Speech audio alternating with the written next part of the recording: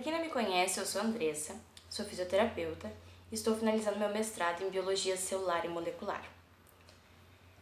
O objetivo desse canal é explicar publicações científicas para a população que tem interesse. Hoje, apesar de o vídeo ser gravado numa dinâmica diferente, o objetivo é o mesmo. Eu quero trazer duas publicações científicas que eu achei extremamente interessantes de serem discutidas. Quando eu acordei de manhã, eu me deparei com o seguinte post no Facebook do nosso presidente Jair Messias Bolsonaro. Esse post me chamou bastante atenção por ser um dado muito discrepante de tudo que vem sendo publicado até então a respeito da pandemia. Eu que estou na área acadêmica, que tenho colegas que estudam a respeito desse assunto, que iniciaram suas pesquisas há pouco, inclusive, não tiveram nem expectativas de encontrar resultados parecidos com esse trazido por essa postagem do presidente. Então me chamou bastante atenção e eu fui ler a matéria por curiosidade. Aí eu quis trazer alguns pontos a respeito dessa matéria, tá? Primeiro, o próprio site diz que Carl Friston não é um virologista. Ele é um neurocientista especializado em entender os processos biológicos através de modelos matemáticos. É importante dizer isso porque, embora o profissional, o cientista, tenha um reconhecimento, seja influente dentro da sua área, da sua linha de pesquisa, não é correto dizer que ele possa ter a mesma influência numa área de pesquisa afim. Seria a mesma coisa que eu, fisioterapeuta, querer opinar no trabalho dos farmacêuticos.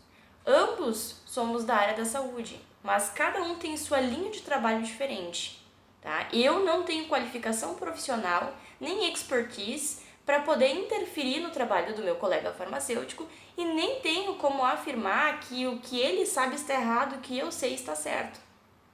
Que é mais ou menos o que o Carl Friston afirma nessa entrevista.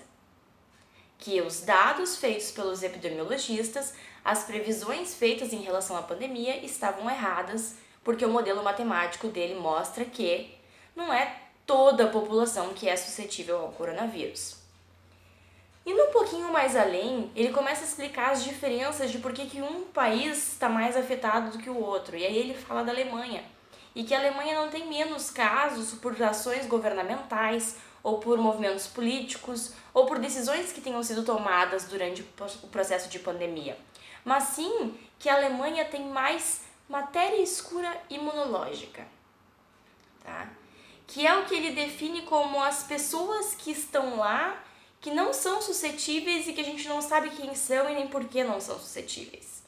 E ele diz claramente que isso é como a matéria escura do universo, que a gente não vê, mas a gente sabe que deve estar lá. Assim, comparar uma questão de saúde a uma teoria da física que está há mais de 40 anos sem nenhuma comprovação, que não se sabe que partículas fazem com que ela exista, não se sabe do que ela é feita, não se sabe para que ela serve, mas sim que ela deve existir porque a gente percebe que interagem com forças gravitacionais. Mesmo na física, essa teoria não é explicada. Então, tu pegar esse termo cunhado em outra área e transpor para a tua área é basicamente dizer: eu acho que existe, mas eu não sei o que é. E eu não vejo nada de científico nisso. Mas, para que dar importância para as palavras de um homem se a gente pode ir direto ao que ele faz? Então eu fui buscar o artigo do Carl Friston para entender realmente como foi aplicado esse modelo matemático e por que o Bolsonaro considerou isso um ótimo estudo para ser aplicado no nosso país. Chegando lá, eu fui diretamente na revista Cell, que é a revista citada pelo site, né, o Frontline. Só que no Frontline, na entrevista, não tem nenhuma referência aonde o artigo do Carl Friston foi publicado. Eu acabei indo procurar na Cell porque tinha um outro exemplo publicado na Cell. Cheguei na Cell e, como vocês podem ver nesse print aqui, os últimos artigos publicados no ano de 2020 pelo Carl Friston não se referem à pandemia. não tem nada a respeito do coronavírus. Não tem nada a respeito até mesmo de simplesmente um processo viral. Ele não tem nenhum artigo relacionado a um simples resfriado. Ele não tem nada na carreira científica dele que dê munição para ele falar de vírus. Mas tudo bem, eu devo ter me enganado. Eu não devo ter visto direito o nome da revista.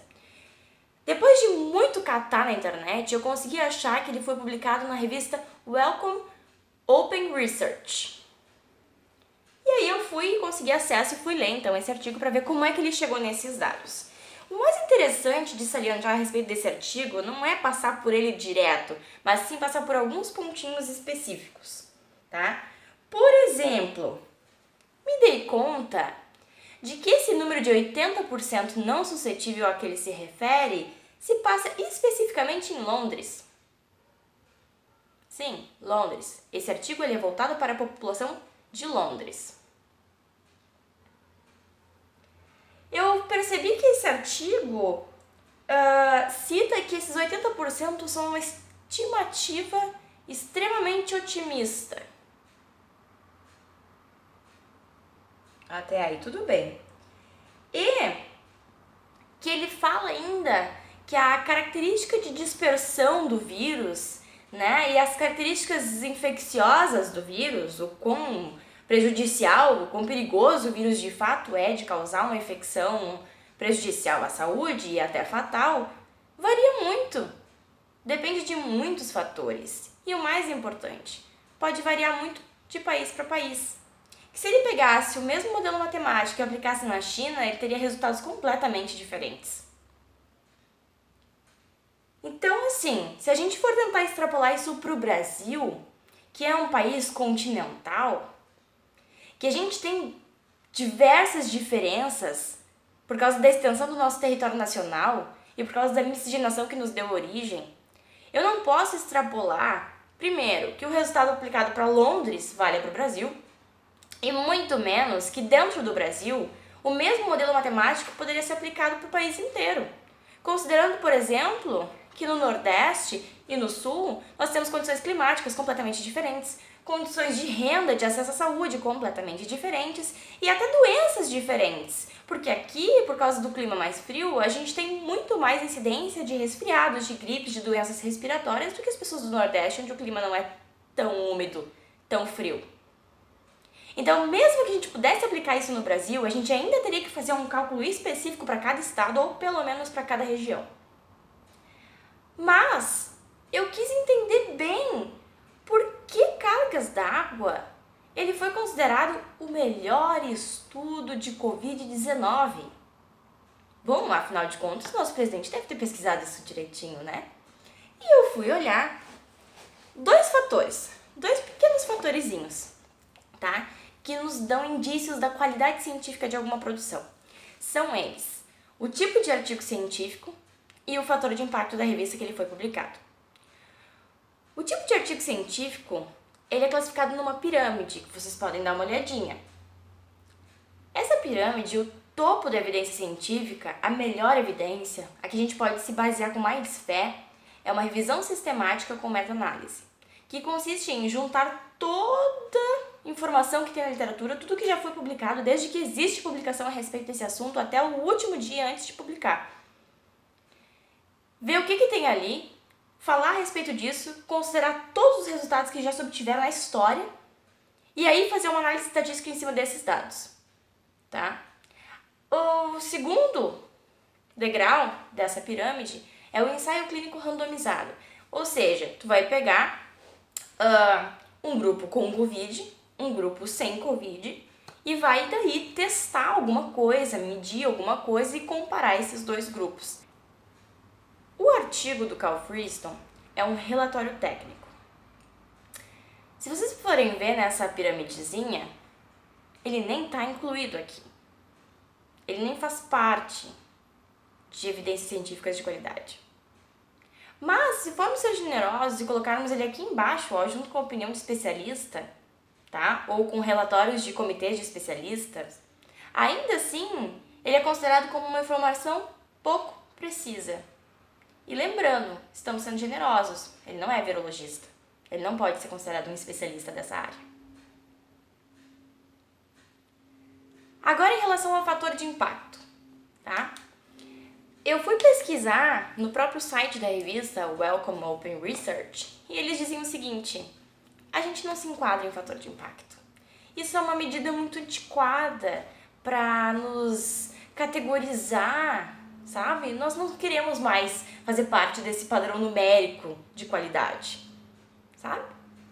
A gente agora tem o nosso próprio padrão, somos uma plataforma aberta, nós não nos encaixamos nisso aí.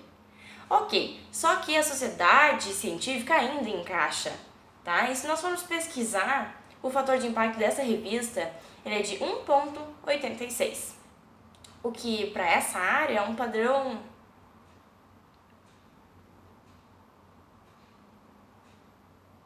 enfim. Fui buscar o outro artigo publicado na revista Cell, tá? Que é o que fala sobre 40 a 60% das pessoas já terem imunidade e estarem protegidas mesmo sem terem sido expostas ao vírus. E seguinte, esse artigo é bom. Esse artigo é um ensaio muito bem feito, tá aqui ó, próximo do topo da pirâmide, tá? E o fator de impacto das Cells é nada mais nada menos do que exatamente 38,63. Então assim, ok, temos um artigo de peso. Se a gente for olhar na primeira página, logo no início do artigo, nos highlights, eles dizem que o objetivo é entender como funciona a resposta imune ao SARS-CoV-2, que é o vírus, e como se desenvolve o Covid-19, que é a doença, para poder desenvolver uma vacina. Esse é o objetivo principal desse artigo. O artigo diz que as células CD4 e CD8, que são as principais responsáveis pela resposta imune, são capazes de detectar na exposição ao SARS-CoV-2, 100% da CD4 e 70% da CD8 em pacientes expostos, em pacientes convalescentes ao Covid-19. O artigo traz nessa imagem que foi utilizada no Frontline o resumo de toda a sua pesquisa. A gente já pode ver aqui em cima da imagem que os pacientes expostos, CD4 e CD8, foram capazes de identificar proteínas específicas do SARS-CoV-2, que são proteínas M, proteínas N e os spikes, que são essas pontinhas aqui, né, vermelhinhas, com as quais o vírus se liga nas células do hospedeiro.